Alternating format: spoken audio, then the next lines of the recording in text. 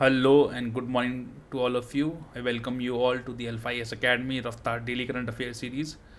We are very sorry that we were not there for a couple of days, but we have covered all the current affairs of that days, and due to that, the video will be little long for today. So let's quickly begin. So first news is about wheat. Now Indian exports देखो conflict हुई Ukraine और Russia के बीच में. Now what do this country account for is that they account for 1/4 ये quarter of the world export of wheat. ये एक चौथाई भाग इन दोनों कंट्री मिलके वीट का एक्सपोर्ट करते थे. बट अब इनमें कॉन्फ्लिक्ट हो गई तो अब वो सोर्स कैसे होगा. अब कहीं से भाई लोग तो खाना खाएंगे ना, तो कहाँ से सोर्स होगा, वो इंडिया से सोर्स होगा. ठीक है. तो Indian wheat exports to top 10 metric tons this fiscal due to Russian-Ukraine conflict. Now, we'll just quickly see about wheat. It is a staple crop of India. Mostly ज़्यादा ये north India में खाया जाता है. ठीक है. एंड ऐसा नहीं कि साउथ इंडिया में लोग नहीं खाते हैं इसे, या नॉर्थ ईस्ट में नहीं खाते हैं, या अदर पार्ट्स ऑफ इंडिया में नहीं खाते हैं. बट वीट का ज़्यादा सेवन जो होता है वो नर्दर्न स्टेट्स में होता है, यहाँ एमपी तक. इसलिए देखो आप जो देखोगे ना, इनका प्रोडक्शन भी इस स्टेट्स में ज़्यादा है. इन स्टेट्स में राइस का प्रोडक्शन ज़्यादा होता है जो हमारे सदर्न स्टेट्स हैं. ओके. असम वगैरह में भी राइस का अच्छा प्रोडक्शन होता है इनफैक्ट, और हिली रीजन्स में भी राइस का अच्छा प्रोडक्शन होता है. वीट का थोड़ा सा कम होता है. Thus it is a stable crop of India. और जो ये है रिच सोर्स जो है वो है कैल्शियम का, थायामीन का, राइबोफ्लेविन का एंड आयरन का. तो आयरन का एक बहुत अच्छा सोर्स है वीट. ठीक है. तो कभी कंफ्यूज मत होना कि वीट में आयरन कैसे होगा. वीट तो लाल होती नहीं है, तो वीट में आयरन होता है. Now climatic conditions. Temperature it requires 10 to 15 degree during sowing जब बोया जाता है, and 20 to 25 degree during harvesting जब इसे काटा जाता है. रेनफॉल जो इसको चाहिए that is 75 to 100 centimetre. And जो सॉइल टाइप है इसका वो है फर्टाइल मतलब थोड़ा सा ऐसा नहीं कि सूखा हो, थोड़ा सा लूमी मतलब चिपचिपा टाइप का, एंड क्लेई लूमी सॉइल में उगती है. तो हिंदी में इसको मेरे ख्याल से पोमट एवं चिकनी मिट्टी बोलते हैं. जो थोड़ी सी चिकनी हो मिट्टी, उस टाइप की मिट्टी से चाहिए होती है. Now climatic reasons. It is temperate crop, मतलब तो ये इक्वेटर है, ये ट्रॉपिकल है, ये थोड़ा सब ट्रॉपिकल आ जाता है. इंडियन थोड़ा सब ट्रॉपिकल क्लाइमेट है इंडिया में. फिर ये टेम्परेट आ जाता है, तो टेम्परेट क्रॉप है. But it can grow in tropical climate also. It requires cool moist weather and moderate water holding capacity of the soil. इसलिए ये मोस्टली इंडिया में ये क्या है, सर्दियों में बोया जाता है. ठीक है. प्रोडक्शन क्या है इसका. India is the second largest producer in the world after China. State wise देख लेते हैं. सबसे ज़्यादा पंजाब उगाता है. ठीक है. देखिए एब्सोल्यूट टर्म्स में है. ठीक है. परसेंटेजेस में हम लोगों को देखना पड़ेगा. I will, if anybody knows please tell me in the comment box, else we'll tell you in percentage terms. सबसे ज़्यादा पंजाब उगाता है, देन एमपी, देन हरियाणा. तो टॉप 3 याद रखते हैं as always, Punjab, Madhya Pradesh and Haryana. Now the next news is about space junk. हम लोग इतनी सैटेलाइट्स छोड़ रहे हैं, बलून्स छोड़ रहे हैं, बहुत तरीके की चीज़ें होती है. मतलब ऊपर भी थोड़े दिनों में ऐसा हो जाएगा कि स्पेस में भी ट्रैफिक कंट्रोल हमें देना पड़ेगा. इतना ट्रैफिक हो गया. हर कंट्री, हर स्टेट अपना एक अलग सैटेलाइट छोड़ रहा है for communication, for cartography, for an number of reasons. तो देर वहाँ से क्या हो गया, स्पेस जंक क्रिएट हो रहा है. मतलब स्पेस जंक होता क्या, जैसे हर सैटेलाइट की एक लाइफ होती है. उस सैटेलाइट के के बाद वो जंक हो जाती है ना, ख़राब हो जाती है. तो अभी हुआ क्या है कि चाइना का एक लूनर मिशन था. लूनर मतलब मून के लिए एक मिशन था, उसका नाम था चैंगी 5T1. ठीक है. वो जो है अभी जाके मून के किसी पार्ट पे टकराएगा और वहाँ पे वो क्रेटर बनाएगा. Now crater on the moon is permanent in nature compare to earth due to following reasons. ये बड़ा इंपॉर्टेंट है यार, थोड़ा ध्यान से देखना. कि क्रेटर जो मून पे जो क्रेटर बनेगा ना, देखो अर्थ पे जो क्रेटर है वो क्या पता गहरा हो जाए इरोजन से, या भर जाए ड्यू टू सेडिमेंटेशन. बट जो मून पे क्रेटर बनेगा वो परमानेंट नेचर का होगा due to absence of atmosphere, absence of tectonic movements and absence of volcanism. तो टेक्टोनिक मूवमेंट से क्या होता है, इट प्रिवेंट्स रॉक फॉर्मेशन. ठीक है. एब्सेंस ऑफ एटमॉस्फेयर से क्या होता है, absence of wind system led to no erosion of crater, जो मैंने आपको बताया. Now there is something called as Kessler syndrome. Kessler syndrome क्या बोलता है कि इट कि the amount of junk in orbit around the earth reaches a point where it creates more space debris. अब मैं बताता हूँ कैसे. मान लिया ये एक सेलेस्टियल बॉडी है, ये एक सैटेलाइट थी, ये यहाँ के टूटी, ठीक है, ये टूट के इससे तो फिर कुछ पार्ट निकलेगा ना, तो ये डेब्रिस था, फिर कुछ और पता लग रहा है इससे बाहर और निकल गया टूट के, ये फिर ऑर्बिट में आ गया, ये फिर और किसी चीज़ से टकरा गया, तो ऐसे क्या होगा, डेब्रिस बनता जाएगा. And that is a big problem, है ना. Space debris is a big problem and so we should address it and only the international cooperation and coordination can address it. Thus, it creates a problem for satellites, astronauts and mission planners. Chang'e 5 test vehicle lunar mission था China का, ये याद रखना बस अपने को. Sensex क्या होता है, मतगणना, ओ सॉरी मतगणना बोल रहा हूँ, मतगणना तो इलेक्शन हो गया, ठीक है. Census is counting the number of people, ठीक है.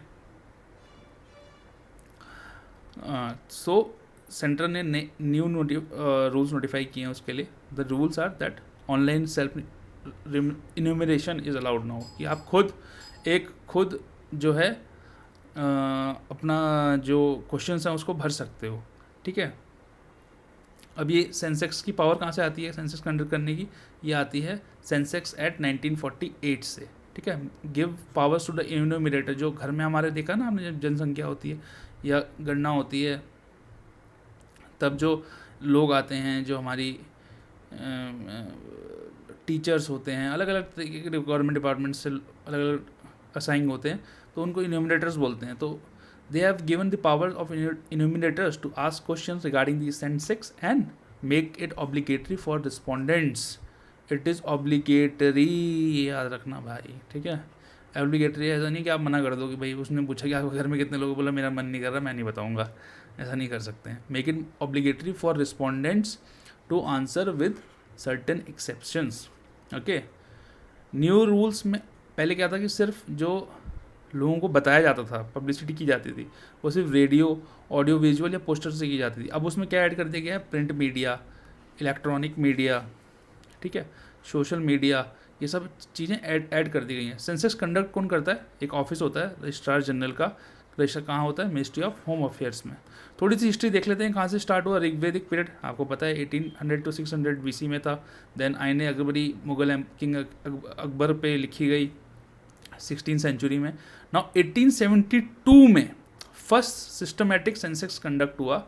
नॉन सिंक्रोनस था, मतलब आज यहाँ करा लिया कल वहाँ करा लिया, ऐसा नहीं कि एक साथ चल रहा है, सिंक में नहीं था वो. फर्स्ट सिंक्रोनाइज्ड सेंसेक्स कब हुआ, 1881 में. बट फर्स्ट सेंसेक्स कब हुआ था, 1872 में. फर्स्ट सिंक्रोनस कब हुआ, 1881 में. तो जब क्वेश्चन आएगा कि फर्स्ट कब हुआ, तो 1872 is the answer. First independence India में कब हुआ, 1951 में. फिर हर 10 साल पे होता रहा, है ना, थोड़ा डिले होता रहा. जैसे अभी 2021 में होना था, बट ड्यू टू कोविड वो भी डिले चल रहा है. तो अब मेरे ख्याल से 2022 में स्टार्ट होगा वो. तो 2011 में देखो, 1872 से जो 2011 में सेंसेक्स होता है वो 15 था, और 7th since independence. Now the other news is ISRO successfully conducts ground test for solid booster stage of SSLV. SSLV क्या होता है, कुछ नहीं होता, स्मॉल सैटेलाइट लॉन्च व्हीकल होता है.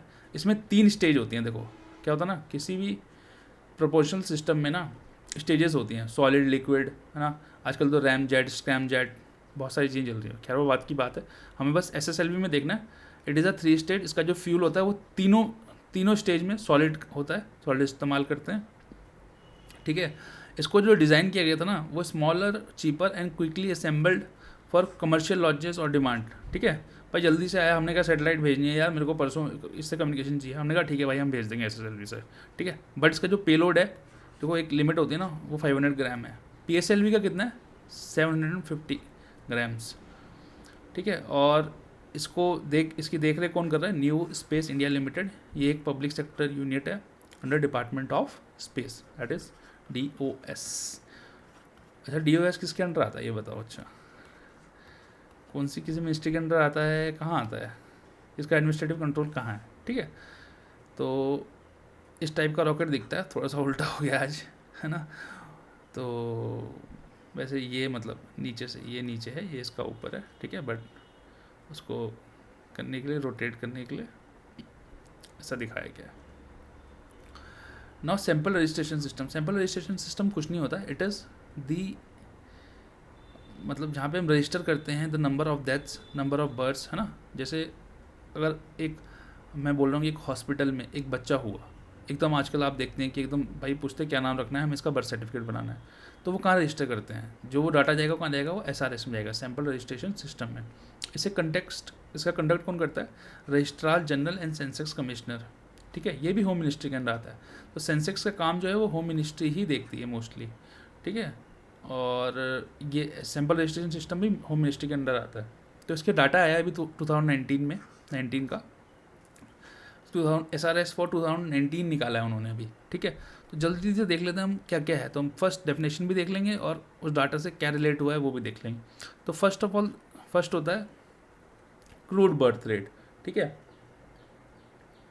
क्रूड बर्थ रेट क्या होता है, annual number of live births per 1000 population. भाई 1000 की पॉपुलेशन पे कितने बच्चे हुए। तो अभी नेशनल लेवल पे कितना है, 19.7। अब देखो आप एक चीज़ देखना यहाँ पे ना, जो भी मिनिमम होगा ना उसमें केरला बहुत ज़्यादा होगा, ठीक है। देखो तो कुछ तो बात होगी केरला के हेल्थ सिस्टम में या मेडिकल सिस्टम में, तो हमें वो जो है रेप्लिकेट करना चाहिए, वहाँ से सीखना चाहिए कि वहाँ पे ऐसा क्या है जो वहाँ क्रूड बर्थ रेट, मतलब कम बच्चे भी हो रहे हैं, जो कि पॉपुलेशन कंट्रोल का एक मेजर भी है, अच्छा है, कम हो रहे हैं, ठीक है। वहाँ पे इन्फेंट मर्टलिटी रेट भी कम है, तो ऐसा क्यों है, तो we can learn from these states.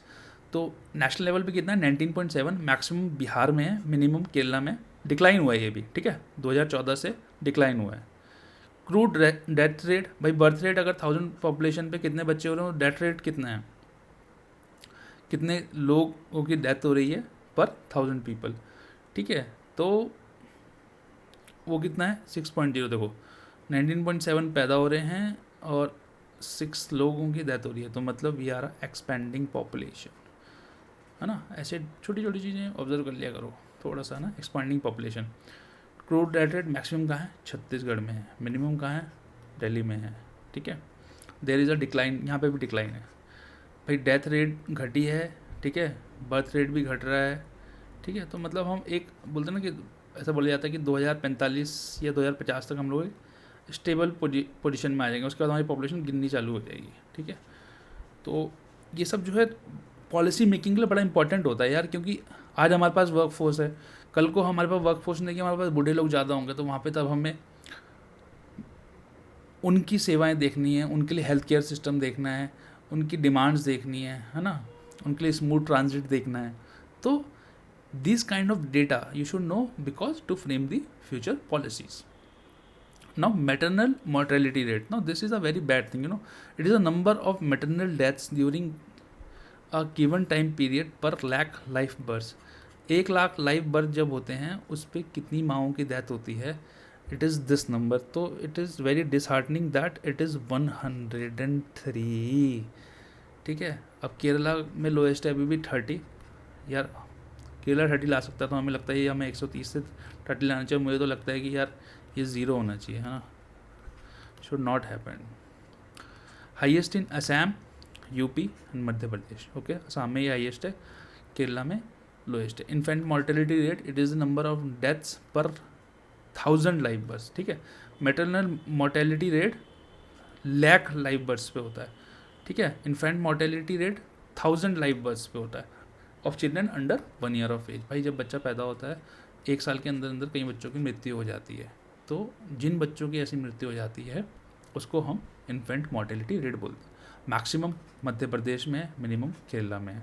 यहाँ पे भी नेशनल लेवल घटा है, पहले 30 था, पहले 32 था 2018 में, अभी ये 30 आ रहा है। तो मतलब things are improving and we should strive to improve and further improve it. Under 5 mortality rate, मतलब वो बच्चे जो 5 साल की आयु से पहले जिनकी मृत्यु हो जाती है, तो उसमें भी 1 पॉइंट डिक्लाइन है। 2018 में 36 था, अभी 35 हो गया, मतलब 36 इन 2018 and 35 in 2019। Sex ratio at birth, sex ratio at birth मतलब नंबर ऑफ गर्ल्स पर बॉयज़, तो 5 पॉइंट्स इंक्रीज़ हुआ है, ठीक है। तो 904 2019 में आया, 2018 में 899 था. तो this is a very nice thing. That means the female feticide is coming down and more number of girls are born, and which is a very good sign of a development and a civilized society. Highest is Uttarakhand, highest is in Kerala. देखो केरला अच्छे indicators पे, जहाँ पे लो होना चाहिए वहाँ पे केरला लो है, जहाँ पे हाईएस्ट होना चाहिए वहाँ पे वो हाईएस्ट है. तो वी शुड लर्न, क्योंकि यहाँ का जो लिटरेसी लेवल है ना, देखो मैं बोलता हूँ यार education is base for all. किसी को कुछ दो ना दो यार लाइफ में, बच्चों को एजुकेशन जरूर दो, क्योंकि उनके एजुकेशन है तो कोई दिक्कत ही नहीं है उन्हें, मतलब वो कुछ भी कर लेंगे, है ना. और एजुकेशन से जो है हम एक अच्छे समाज की ओर बढ़ते हैं. तो highest in Kerala, lowest in Uttarakhand, मतलब उत्तराखंड में स्थिति खराब है. टोटल फर्टिलिटी रेट, मतलब एक फीमेल अपने जब वो रिप्रोडक्टिव एज में होती है वो कितने बच्चों को जन्म देती है, the number of child born per women in her reproductive age, it is known as total fertility rate. तो it is 2.1 in 2019, it was 2.2 in 2018, मतलब ये भी कम हो रहा है. तो it was 2.2 in 2018 and 2.1 in 2019, and this is highest in Bihar. Okay, let me just check one thing. I'm so sorry. Okay, no.